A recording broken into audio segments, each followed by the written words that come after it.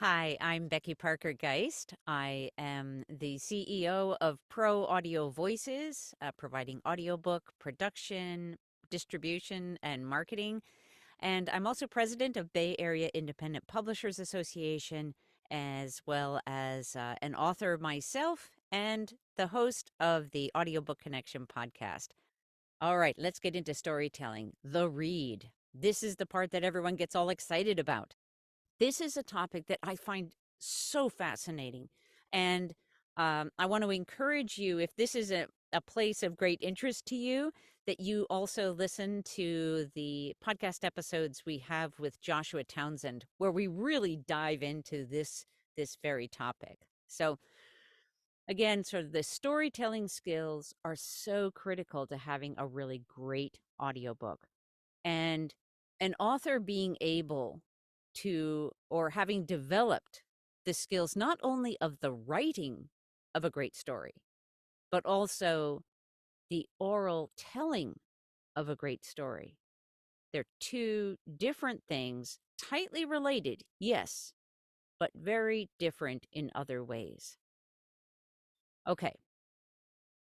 Another aspect of the recording process that can be a real challenge, and I've heard this from many authors who decided to go ahead and do their own audiobook, and then after the fact, were just kind of, worn out from the process. Um, Endurance. And I'm not talking about endurance over months. I'm talking about endurance over the course of hours. Professional narrators are trained, they're experienced with being able to consistently tell a story over many hours. Now, an author doesn't have to record for many hours at a time. If you're in a home studio, you have a lot more flexibility around your schedule for recording. Endurance is something that can be an issue.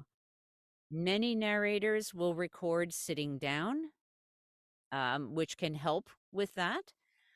And many of us record standing up, partly because it helps to keep that energy, active and supported. And then I touched on one other thing here that I'm going to call back, and that is consistency. So over the course of the recording time, it's really important to be able to maintain a consistency of the kind of energy and tone that, throughout. Now, yes, there are going to be more action oriented parts of your story, if it's assuming it's fiction, um, or, and maybe a little more laid back. There are going to be different tones in that way or different pacing, but overall, you want a really consistent sound, a really consistent sound. And this this is a skill to be able to maintain that kind of consistency. What tends to happen, and that you're going to have to overcome as somebody new to this, is you're going to have to overcome that tiredness that tends to happen and that we hear from the beginning of the session, and then as we're approaching the end of the session. And then we'll hear when you come back in the next time fresh, we're going to hear that difference. So you need to be able to maintain and have consistent energy throughout your recording session, and to recognize when you don't have that, when you're getting too tired. If your voice is getting tired out, you need to stop and take a break and let your voice rest.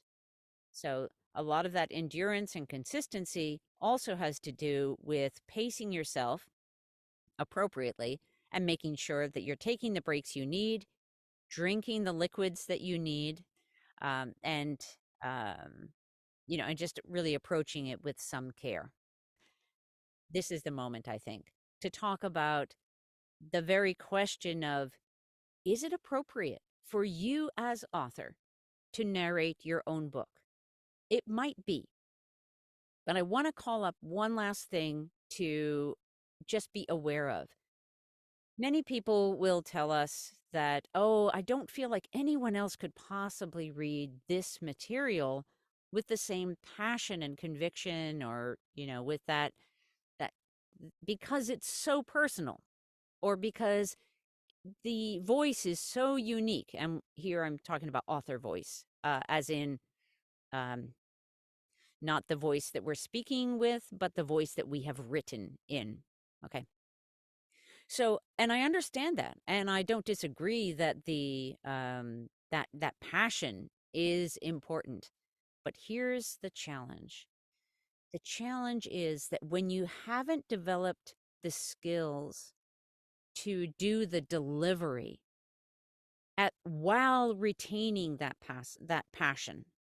In other words, as actors, we are trained. We train ourselves, we work with others, we learn how to step into the shoes, step into the being, step into the author voice of the author, and to narrate from that place.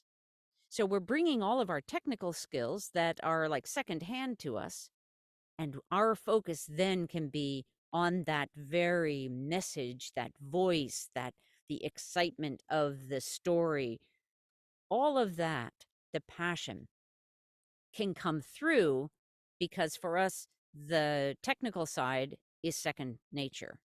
It's like, where is your attention?